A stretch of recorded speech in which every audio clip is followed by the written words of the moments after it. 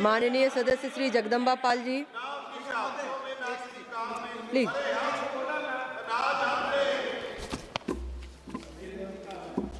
सभापति महोदय, मैं अत्यंत आपका आभारी हूँ एक मिनट माननीय सदस्य, कि आपने माननीय सदस्य प्लीज।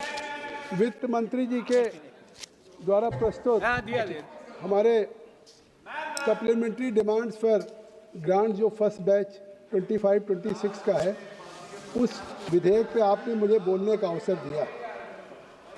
अभी मैं कुछ कहूँ उसके पहले संसदीय कार्य मंत्री श्री किरण रिजिजू जी ने कह दिया कि ये डिमांड फॉर सप्लीमेंट्री ग्रांट है, लेकिन हुड्डा जी हमारे निश्चित तौर से सप्लीमेंट्री ग्रांट्स पे कम बोले और बजट पे ज़्यादा बोले, और इसीलिए उन्होंने कहा कि मैं इससे डिमांड फॉर सप्लीमेंट्री ग्रांट्स के पहले बोलना चाहता हूँ।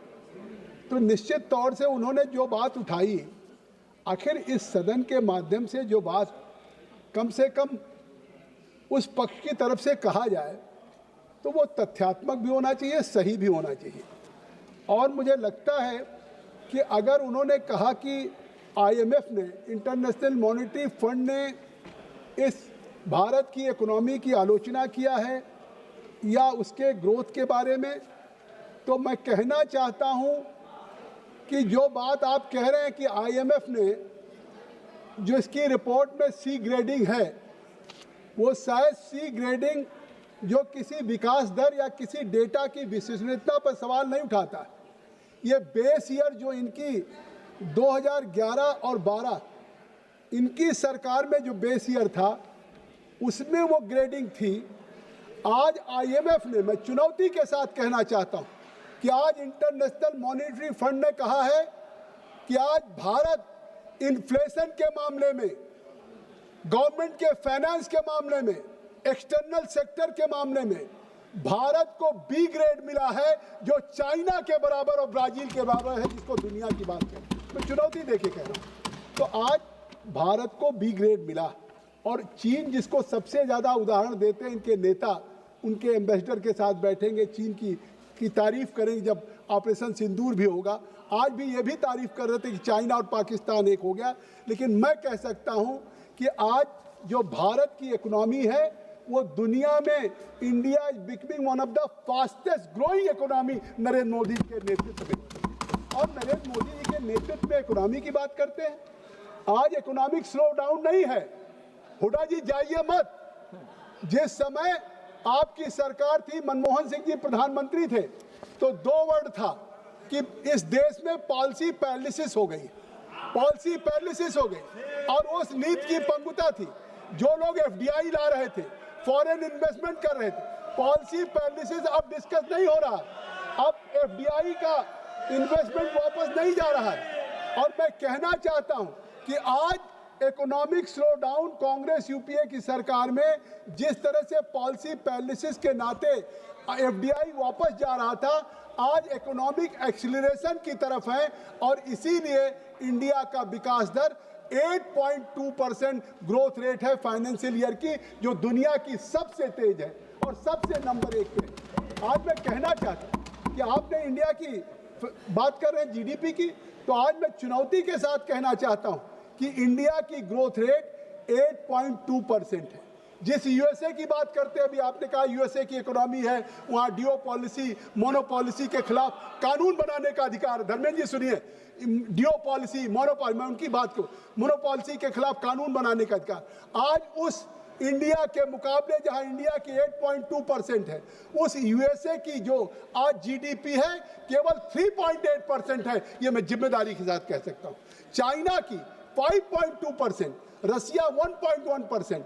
आज दुनिया के जो 4 बड़े देश हैं, USA, चाइना, रसिया, अगर रसिया 1.1 है, चाइना 5.2 है, USA 3.8 है, तो भारत का GDP 8.2% है। इसके लिए मैं नरेंद्र मोदी जी के नेतृत्व की सराहना करता हूँ। और ये Q2 फाइनेंशियल ईयर 26 का जो 8% है। और मैं कह रहा हूँ कि आज ये जो सप्लीमेंट्री डिमांड फॉर ग्रांट्स है, ये इसलिए कि इसका कारण है कि आज हमने इसमें कठोर वित्तीय अनुशासन किया है और समावेशी विकास को किया है। जो मोदी जी की पार्ट 3 गवर्नमेंट है, वो एक निर्णायक और परिणामकारी के लिए है। मैं कहना चाहता हूं कि ये IMF ने नहीं कहा हुड्डा जी, मैं चुनौती के साथ कहता हूं कि इस IMF ने ही जिसका नाम का उल्लेख लेके कह रहे हैं, उसी ने भारत की ग्रोथ की तारीफ किया है। और IMF खुद कह रहा है कि भारत फाइनेंशियल ईयर 26 में 6.5% की रेट से बढ़ेगा और ये private investment stable micro economy दुनिया की सबसे मजबूत होगी। ये IMF की रिपोर्ट है। और ये इसका मजबूत जो फाइनेंशियल सिस्टम की वजह से ये कहना कि भारत का डेटा गलत है, एक तरफ आप IMF का उल्लेख करेंगे, उसके नाम से आप कहेंगे कि IMF आलोचना कर रहा है, ये IMF की ही तारीफ है। मैं कहता हूं कि वास्तविक ग्रोथ आप देखना चाहते हैं, वास्तविक ग्रोथ को आप कम से कम IMF की रिपोर्ट पूरी पढ़ लेते, तब आप बोलते। आज IMF की हवाला देकर के जो आप एक गलत तस्वीर देश के सामने खींचना चाहते हैं, वो टिक नहीं सकती, क्योंकि भारत ने Q1 में भी 7.8% की ग्रोथ रेट पाई है Q1, और Q2 में 8.2% की ग्रोथ है।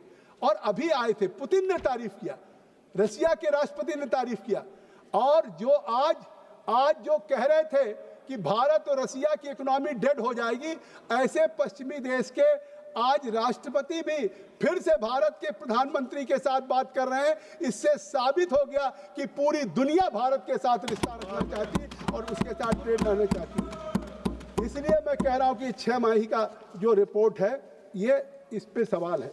अच्छा, एक बात मैं पूछूं, क्या खुद नहीं प्रधानमंत्री श्री राजीव गांधी थे तो क्या कहा था?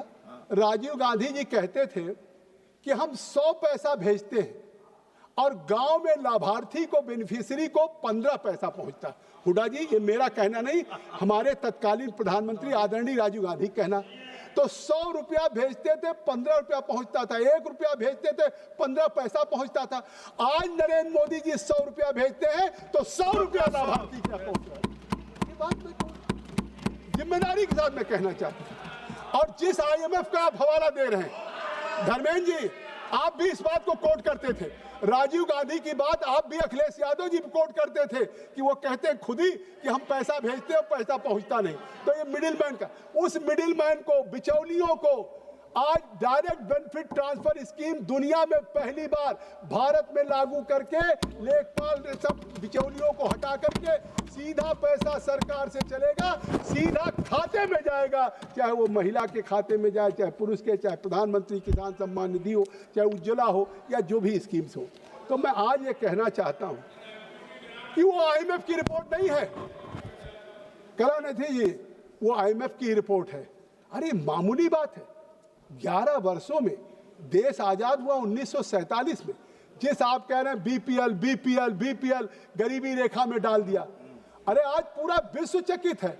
मोदी जी जहां दुनिया के अंतर्राष्ट्रीय मंचों पे जाते हैं, चाहे यूनाइटेड नेशंस में जाएं, G20 में जाएं, चाहे सार्क में जाएं, चाहे दावोस के सम्मेलन में जाएं, चाहे ब्रिक में जाएं, किसी सम्मेलन में जाते हैं तो दुनिया पूछती है कि भाई पिछले 10 वर्षों में आपने भारत में 25 करोड़ गरीब लोगों को गरीबी रेखा कैसे निकाला है। तो आज वो BPL से APL में पहुंचे। आनंद जी कुछ अपना ज्ञान वर्धन करिए, आनंद जी कुछ समझिए कि ज्ञान वर्धन करने की कोशिश करिए।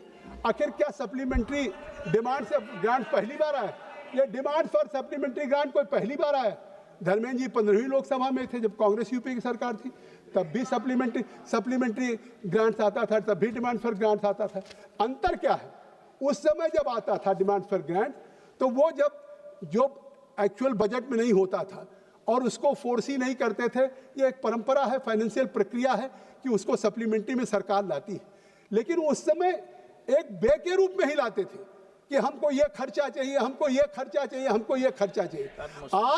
आज जो हमने 1.3 लाख करोड़ जो हम सप्लीमेंट्री डिमांड फॉर ग्रांट ला रहे हैं, उसमें 31% ही केवल नकद व्यय ले रहे हैं। 69% हमारी जो वित्तीय अनुशासन है, वो जो सेविंग्स होगी डिपार्टमेंट की, उस सेविंग से हम सप्लीमेंट्री ला रहे हैं। ये पहली बार इतिहास बनाने का काम है। तो आप सोचिए कि 69%, आप पूरी बात सुन लीजिए, तब आप कोई प्रश्न पूछेंगे मैं उत्तर दे दूंगा। तो इसलिए मैं कहना चाहता हूं कि जो सप्लीमेंट्री डिमांड फॉर ग्रांट्स है, इसके पीछे क्यों है? बात किसान की कह दी। मैं कहता हूं किसान की बात आप करते हैं, हमने किसान के लिए अगर सप्लीमेंट्री लिया है, अगर मांगा तो किस लिए मांगा? एक्सपेंडिचर के लिए नहीं मांगा उजला साहब, हम उसको निवेश समझते हैं।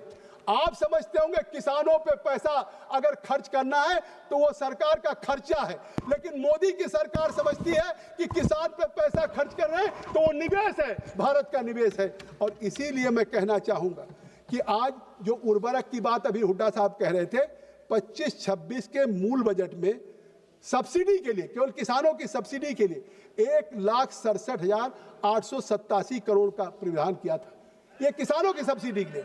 और आज उसको एलाइड सेक्टर्स मिलाकर के 1,71,000 था। और हमने सप्लीमेंट्री डिमांड्स फॉर ग्रांट्स में फर्टिलाइजर के लिए 31,066.19 करोड़ लिया। तो ये फर्टिलाइजर के लिए, किसान के अगर फर्टिलाइजर को सब्सिडी देना है तो उस फर्टिलाइजर की सब्सिडी में अगर हम दे रहे हैं तो उसका नतीजा भी है कि ये जो हम दे रहे हैं आज उसी का नतीजा है कि 2015-16 में जब आपकी सरकार थी तो उस समय 251.54 मीट्रिक टन खाद्यान्न हुआ था, और आज 224 और 85 में 2,51,000 से या 3,57,3 लाख मिलियन टन आज पैदावार बढ़ी है, जो दुनिया के अपने ऐतिहासिक। तो आज आप देख रहे हैं पिछले साल की तुलना में 8% हमारा खाद्यान्न बढ़ गया। तो ये जिस तरह से आज ये देन इसलिए है कि हम किसानों को खाद पे सब्सिडी दे रहे हैं। आज देन इसलिए है कि किसान जो गांव में रहता है, स्मॉल फार्मर्स, मार्जिनल फार्मर्स, आप भी गांव से आती है सभापति महोदया, उन किसानों के पास सिंचाई का पैसा नहीं रहता, उनके पेस्टिसाइड खरीदने का पैसा नहीं रहता, उनके पास कीटनाशक दवाओं के नहीं रहता। पहली बार दुनिया में कोई सरकार आई है जिसने प्रधानमंत्री किसान सम्मान के नाम पे 6,000 रुपया किसानों को भर्ती देने का काम किया है, लागत देने का काम किया। इसलिए आज खेती पे लागत कम हो रही है, आज खेती के लागत कम हो रहा और उत्पादन ज़्यादा हो रहा।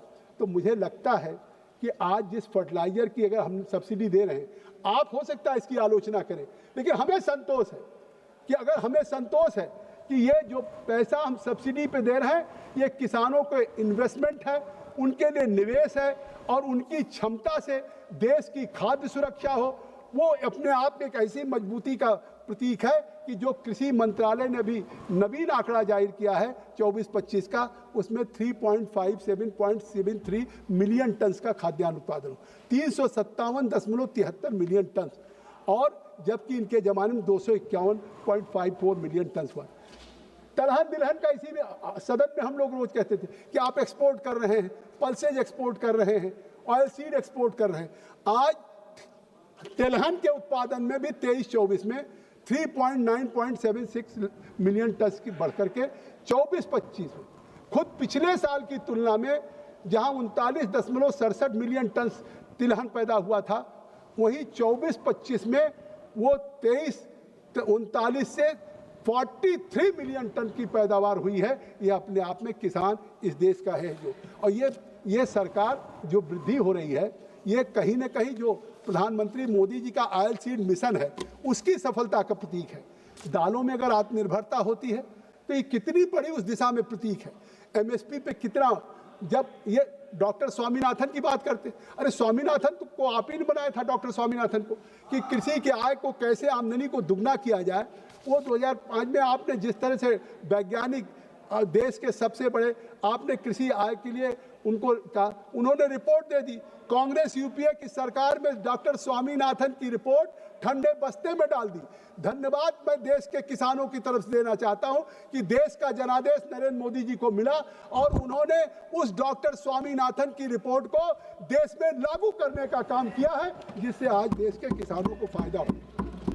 उन्होंने तय किया कि हम देश के किसानों को जो मिनिमम सपोर्ट प्राइस देंगे, वो मिनिमम सपोर्ट प्राइस जो उनका उत्पादन मूल्य होगा उससे 1.5 गुना। आज 1.5 गुना कौन कहे, उनके उत्पादन मूल्य से 2 गुना मिल रहा है। तो ये स्वाभाविक है डॉक्टर स्वामीनाथन की रिपोर्ट की देन। आज मैं कहना चाहता हूं कि ये जो सप्लीमेंट्री डिमांड्स है, ये कोई अतिरिक्त बोझ नहीं है, ये कोई दस्तावेज नहीं है, ये किसानों को एम्पावर्ड करने का, सशक्तिकरण करने का ये बिल है। इसलिए मैं आपसे कहूँगा कि इसको सर्वसम्मत से पारित करिए। इसका बिल का ये उद्देश्य है कि किसानों के उत्पादन में लागत में कमी आए, किसानों के उत्पादन के आय बढ़ाना हमारा काम है और सरकार के तरफ से फर्टिलाइजर को सुनिश्चित कराना। तो हम इसके लिए अगर संकल्प हो रहे हैं तो मुझे लगता है कि इस बात पे बधाई देनी चाहिए। मैं सबसे पहले कहता हूं कि किसान आखिर आज इस खाद की सुरक्षा व्यवस्था में जिस तरह से उसने काम किया है, आज वो इस देश का जो एक सेंट्रल पूल होता है, सभापति महोदया मैं कह रहा हूं भारत का एक सेंट्रल पूल आज 2025 की जुलाई का है, उस सेंट्रल पूल में 3.77.83 लाख मिलियन टन चावल है, 3.58 लाख मिलियन टन गेहूं है। इतना बड़ा सेंट्रल पूल में गेहूं और चावल का भंडार कभी नहीं रहा है जो आज नरेंद्र मोदी की सरकार में है, और ये निर्धारित जो मानक है उससे कई गुना ज्यादा। और यही भंडार काम आ रहा है, यही इकोनॉमिक्स नहीं समझ में आ रही कि नेशनल फूड सिक्योरिटी एक्ट में ये किस तरह से प्रधानमंत्री 81 करोड़ लोगों को कोविड के जमाने से 5 किलो खाद्यान्न प्रति परिवार के व्यक्तियों को दे रहे हैं। ये आज तक इनको इकोनॉमिक्स नहीं समझ में आई, क्योंकि भारत सरकार ने एक तरह से अपार अपना भंडार रखा है गेहूं और चावल का। इसलिए लगातार लोग कहते थे कोविड में हुआ, चुनाव के लिए हुआ है, फिर जिस दिन होगा ये हमारे प्रधानमंत्री नेशनल फूड सिक्योरिटी एक्ट खत्म हो जाएगा, ये किसानों को खाद्यान्न मिलना बंद। आज 6 साल हो गए, 19 से आज 25 हो रहा, और आज भी गांव में किसी जात बिरादरी गरीब या जो भी सब सारे लोग हैं सबको 5 किलो प्रति व्यक्ति उनके परिवार को मिल रहा है। ये इस पे कोई है आप सोच रहे हैं? और अगले 5 सालों के लिए भी इस पे 11.80 लाख 11.8 लाख करोड़ सरकार व्यय करेगी। मैं तो समझता हूं कि हुड्डा जी को इस पे बधाई देना चाहिए था, क्योंकि वो खुद हरियाणा से किसान परिवार से आते हैं। और ये आज सबसे बड़ी हम विश्व की फूड सिक्योरिटी, दुनिया में इतनी बड़ी कोई फूड सिक्योरिटी नहीं जो गरीब और कमजोर वर्गों के जीवन में स्थिरता और गरिमा लाती है। पशुपालन की बात मैं करना चाहता हूँ, एनिमल हस्बेंड्री के सप्लीमेंट्री ग्रांट पे ही रह रहा हूँ सभापति महोदय, मैं कहीं इधर उधर नहीं जा रहा हूँ। आज पशुपालन और ग्रामीण अवस्था में जो भारत का वास्तविक अधिकार है, या तो सेरिकल्चर है, हॉर्टिकल्चर है, एग्रीकल्चर है, या एनिमल हस्बेंड्री है, या फिशरीज है जिसको ब्लू रिवोल्यूशन 0 आवर में उठा रहे थे। मैं कह रहा हूं कि आज पशुपालन हो, डेयरी हो, ग्रामीण अर्थव्यवस्था हो, उसको मजबूत करने के लिए इस सप्लीमेंट्री में, इस डिमांड फॉर ग्रांट्स में हम ले रहे हैं नेशनल लाइव स्टॉक मिशन, राष्ट्रीय Gokul mission, breed improvement institute के लिए, और भारत के दूध उत्पादन के लिए हम ले रहे हैं नेशनल लाइव स्टॉक मिशन के लिए 361 करोड़, हम ले रहे हैं ब्रीड इम्प्रूवमेंट के लिए, दूध उत्पादन के लिए 146.30 करोड़। और आज 2014-15 में जो दूध का उत्पादन हो गया है वो 146.36 मिलियन टन हो गया। आज मैं बधाई दूंगा कि 2023-24 में से बढ़ा है, और वो बढ़कर के 239.30 मिलियन टन हो चुका है। एक 63.5% की दूध की उत्पादन में बढ़ोतरी हुई है। और आज मैं कहना चाहता हूं कि दुनिया में भारत सबसे बड़ा दूध का उत्पादक हो गया है। इसके लिए मैं बधाई देना चाहता हूं। इसलिए कि नीतियां हैं, ये नेशनल लाइव स्टॉक मिशन, राष्ट्रीय गोकुल मिशन जो भारत सरकार में मोदी जी के नेतृत्व में चली, जो ब्रीड के इम्प्रूवमेंट के लिए, जानवरों के ब्रीड का इम्प्रूवमेंट कैसे हो उसके लिए चली, और इसी नाते आज जो बोविन प्रोडक्टिविटी है वो 27.39% की बिक्री हुई। जहाँ तक अभी ऊर्जा सुरक्षा की बात कर रहे हैं, आखिर इनको नहीं लगता होगा क्योंकि इन्हें एहसास नहीं है, लेकिन मोदी जी ने गरीबी देखा है, और उन्होंने देखा है कि महिलाओं को ईंधन में काम करने में, लकड़ी के चूल्हे पे काम करने में, जब एक वक्त का खाना पकाती थी तो 400 सिगरेट का धुआं जाता था। और आज उस कष्ट को देखा, बचपन में अपनी माँ को देखा, अपने परिवार को देखा। और अगर आज उन्होंने तय किया कि दुनिया में आखिर वो गरीब है, उसका क्या गुनाह है, अगर कहीं घर में रहने वाला, गांव में, सुदूर अंचल में रहने वाला, उसको भी क्लीन एनर्जी मिले, उसको चूल्हा, कंडा, लकड़ी पे न बनाना पड़े, उसको उज्ज्वला योजना लागू करके उसको भी एक स्वच्छ ईंधन देने का काम किया है। तो आज मुझे लगता है इन योजनाओं में अगर हम डिमांड फॉर सप्लीमेंट्री ग्रांट्स में हम पैसा मांग रहे हैं तो आपको तो तारीफ करना चाहिए कि आखिर हमारा जो उज्ज्वला 2 हुआ, जिसमें मूल बजट में 12,100 करोड़ की सब्सिडी निर्धारित थी, अब अगर उस पीएम उज्ज्वला योजना में उसकी बढ़ती हुई जो सफलता है, जो ग्रामीण शहरी लाखों परिवारों की आवश्यकता है, अगर उसको ध्यान में रखते हुए अपने देश के गांव में रहने वाली वो गरीब महिलाएं जिनके घर में आज तक ये चूल्हा नहीं पहुंचा था, ये फ्री सिलेंडर नहीं पहुंचा था, अगर वो गैस का चूल्हा और सिलेंडर दे रहे हैं और उसके लिए हम सप्लीमेंट्री मांग रहे हैं, तो मुझे लगता है देश की करोड़ों करोड़ महिलाएं आज स्वागत करेंगी हमारे जो प्रधानमंत्री मोदी के नेतृत्व में वित्त मंत्री निर्मला सीतारमण जी लेके आई। और इसके लिए हमने 14,692 करोड़ मांगा।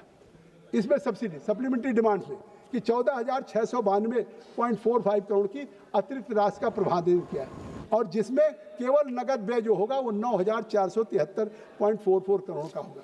तो इस तरह से किसी दुनिया में इतनी बड़ी कोई योजना नहीं होगी जो पीएम उज्ज्वला योजना में 10.33 करोड़, करीब 11 करोड़ महिलाओं के घरों में धुआं रहित रसोई का प्रबंध किया है।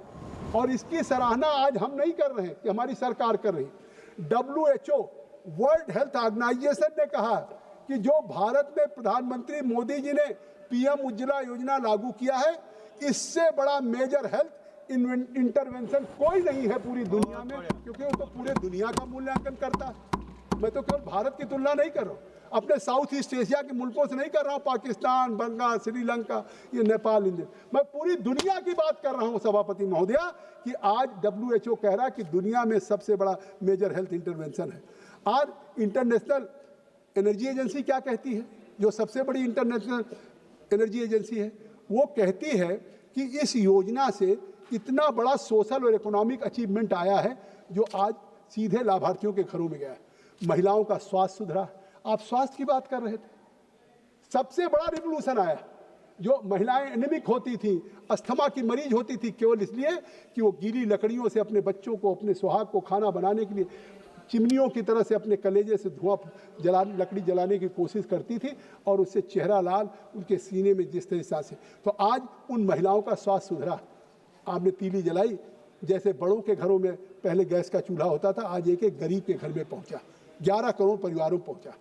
और पहले वो महिलाएं गांव से ईंधन जुटाने के लिए जंगल जाया करती थी, बाहर बाग में जाती थी, लकड़ी चुन चुन के लाती थी। वो बाहर जाने में जो दिक्कत होती थी, उससे समय का भी बचत हुआ, और अब उनको ईंधन भी जुटाने के लिए नहीं जाना है। और उससे महिलाओं की जो गरिमा थी, सुरक्षा थी, उसमें भी निश्चित तौर से वृद्धि हुई।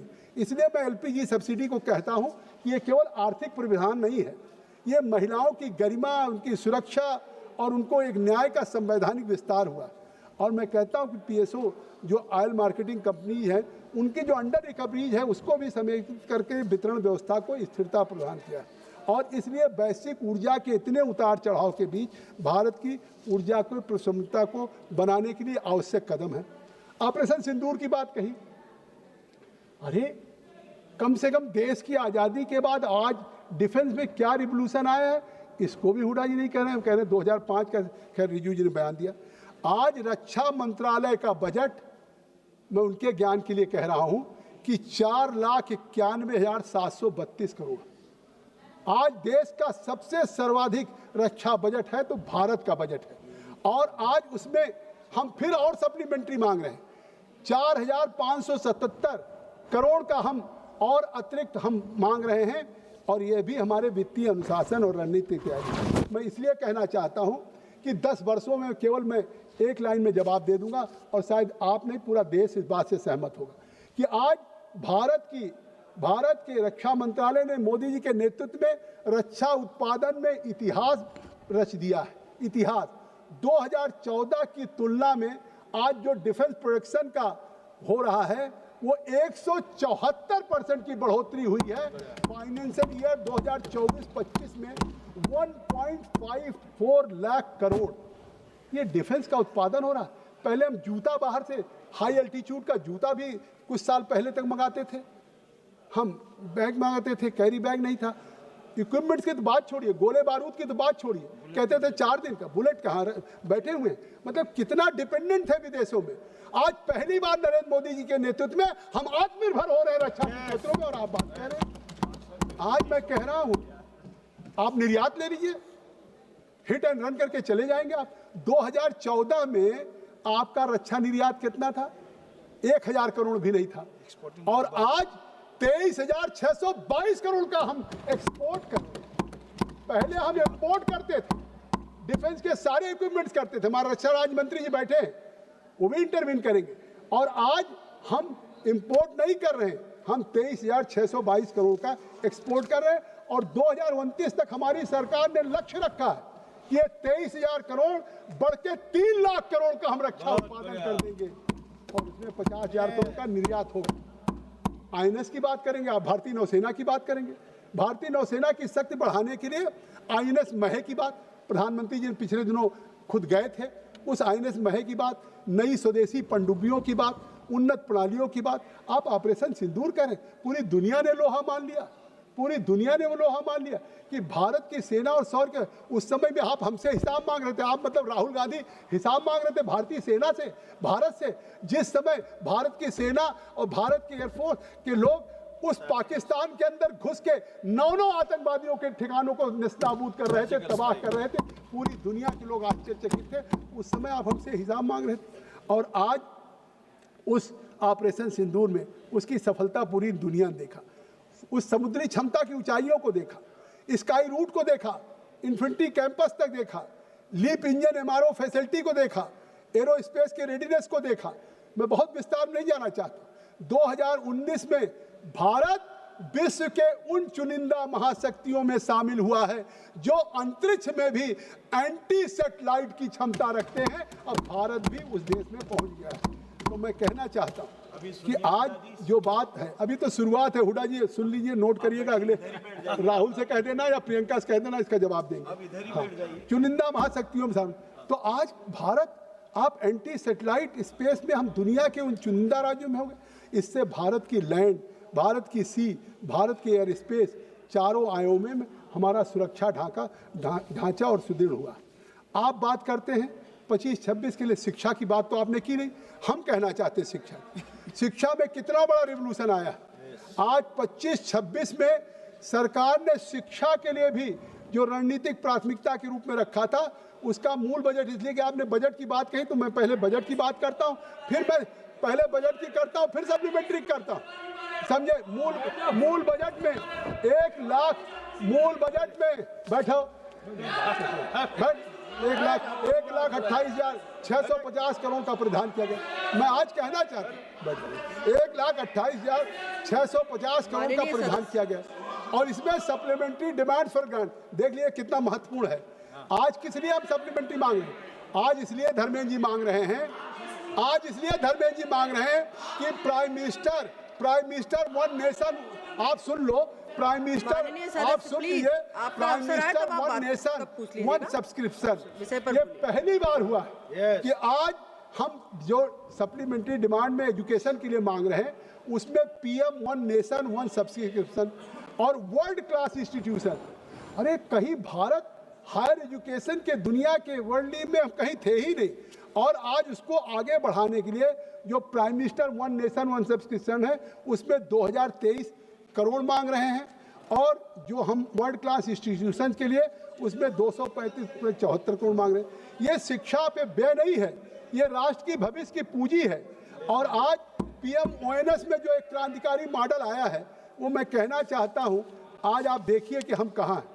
2010 में जहां भारत, 2010 में, सभापति महोदय सुनिए आप, 2010 में जहां भारत वैज्ञानिक जो साइंटिफिक जर्नल्स निकलते थे, उसमें हम विश्व में 7वें स्थान पे थे।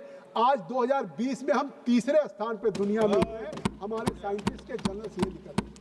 और यूएस वर्ल्ड यूनिवर्सिटी की रैंकिंग थी, वर्ल्ड यूनिवर्सिटी की रैंकिंग में न हमारे कोई यूनिवर्सिटीज थे, न कोई हमारे IIT थे।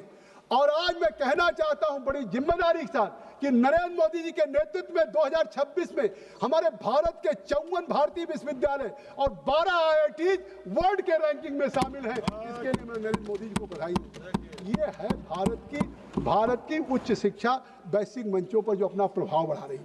आप इसको नहीं, डिमांड फॉर सप्लीमेंट्री ग्रांट में अगर हम बढ़ा रहे हैं कि हमारा किस तरीके से प्रधानमंत्री वन नेशन वन सब्सक्रिप्शन हो, वर्ल्ड क्लास इंस्टीट्यूशन हो, तो ये हमारी सरकार की नीतियों का परिणाम जो आज भारतीय के शोध और नवाचार में तेजी से उभर रहा है। और अब तक हमने 6,199 करोड़, ये वर्ल्ड क्लास इंस्टीट्यूशन ऐसे नहीं बनते।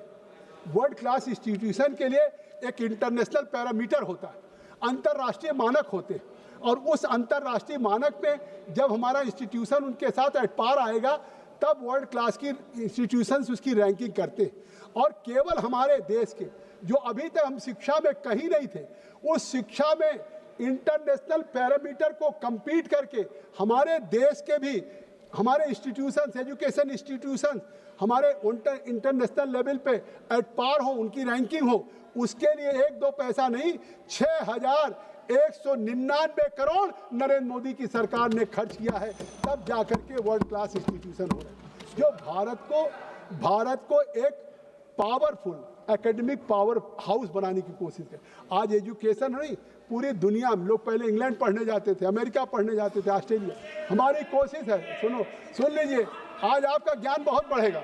आज हम एक पूरा एकेडमिक पावर हाउस बनाना चाहते हैं, और इसका श्रेय मैं आपको देना चाहता हूं कि इसका श्रेय देश के हमारे वैज्ञानिकों का है, प्रोफेसर का है। सरकार ने बजट दिया, सरकार ने गाइडेंस दिया। जैसे कोविड में आपने देखा, खुद प्रधानमंत्री जी उन लेबोरेटरीज में गए, और जहां दुनिया में किसी वायरस की दवा नहीं बनाते थे, आज पहली बार दुनिया में हमने कोविड के 1 नहीं 2-2 इंजेक्शन बनाए हैं। तो ये हमारे वैज्ञानिकों को तो कम से कम बधाई दीजिए, प्रोफेसर्स को दीजिए। और इसका श्रेय है कि आज जो पिछले दिनों प्रधानमंत्री ने लगातार विज्ञान के क्षेत्र में, अनुसंधान के क्षेत्र में, नवाचार के क्षेत्र में, तो ये तीनों चीज़ें, चाहे नवाचार हो, अनुसंधान हो, विज्ञान हो, उसके क्षेत्र में जो आज एक ग्लोबल इनोवेशन इंडेक्स हो रहा है, भारत आज उस ग्लोबल इनोवेशन इंडेक्स में एशिया का सबसे प्रमुख हमारा नवाचारकर्ता बन चुका है। बस 2 मिनट और लूँगा, ज़्यादा नहीं भी तो है, इसलिए कि कुछ ज़रूरी है जिन विषयों में लिया गया है। मैं अब शिक्षा छोड़ देता हूँ, मतलब शिक्षा में छोड़ देता हूँ, मैं दूसरे पे आ जाता हूँ, मैं विदेश नीति पे आ जाता हूँ।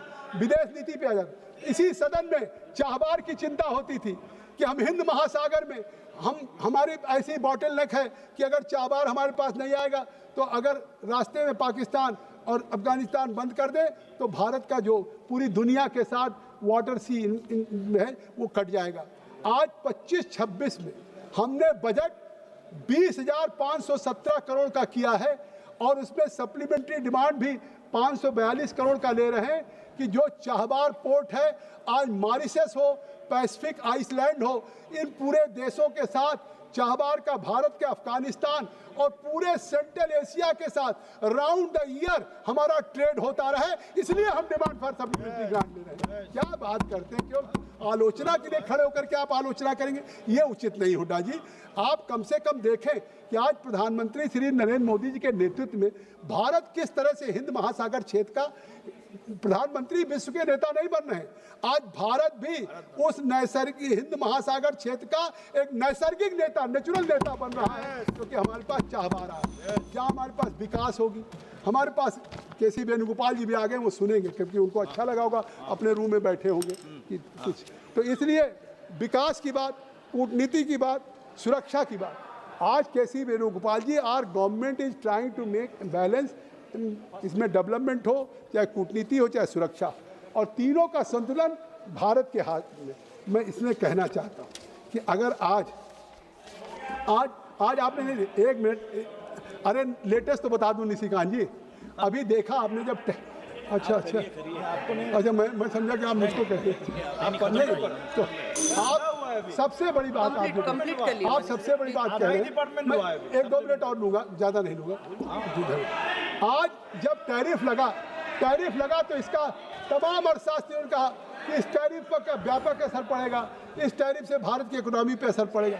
लेकिन प्रधानमंत्री जी को हम धन्यवाद देंगे कि उन्होंने कभी इस पे कोई प्रतिक्रिया नहीं व्यक्त की, लेकिन जिस तरह से हमारी सरकार ने फिर और तमाम देश एक्सप्लोर करना शुरू किया, नए बाजार खोजना शुरू किया और तमाम जगह पे, उसमें सबसे महत्वपूर्ण उपलब्धि भारत और यूनाइटेड किंगडम की जो अभी फ्री ट्रेड एग्रीमेंट हो चुका है, जो अंतिम रूप ले चुका है, मैं उसके लिए बधाई देना चाहूंगा प्रधानमंत्री नरेंद्र मोदी। ये समझौता केवल भारत और इंग्लैंड का, यूनाइटेड किंगडम का फ्री ट्रेड का नहीं होगा, ये समझौता भारतीय सेवाओं के लिए होगा, कृषि निर्यात के लिए होगा, डिजिटल के लिए होगा, एमएसपी जो हमारी सबसे बड़ी सरकार की चिंता है उसके लिए होगा, और पूरी दुनिया में भारत का नया बाजार खोलेगा। तो आज ये स्थिति है, और भारत का खाली आज केवल भारत यूके ट्रेड हमारा फ्री ट्रेड एग्रीमेंट नहीं हो रहा, अनेक देश है, मैं किसका नाम लूँ, अफ्रीका का नाम लूँ या यूरोपियन यूनियन के कंट्रीज का नाम लूँ, मैं बहुत नहीं लेना चाहता हूँ क्योंकि आप बार बार हमको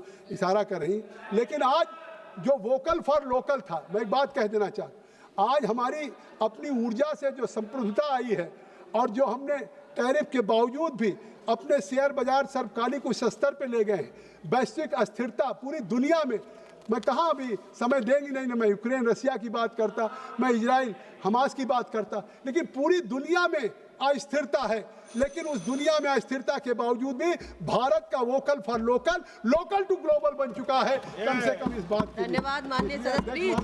मैं आपका हमेशा मानता हूँ, लेकिन मैं इस बात के लिए मैं आज कहूँगा कि सर्वसम्मत से आज जिस क्षेत्र में, बहुत से क्षेत्र के और हमारे डिमांड फॉर सप्लीमेंट्री ग्रांट था, लेकिन समय की बाध्यता के कारण मैं उन विभागों की बात नहीं कर पा रहा हूँ, लेकिन मैं जानता हूँ कि मोदी जी की जो सरकार तीसरी है, ये सरकार केवल सरकार चलाने के लिए नहीं है, पूरे भारत को प्रगति के शिखर पर ले जाने के लिए। बहुत बहुत धन्यवाद। बहुत बढ़िया।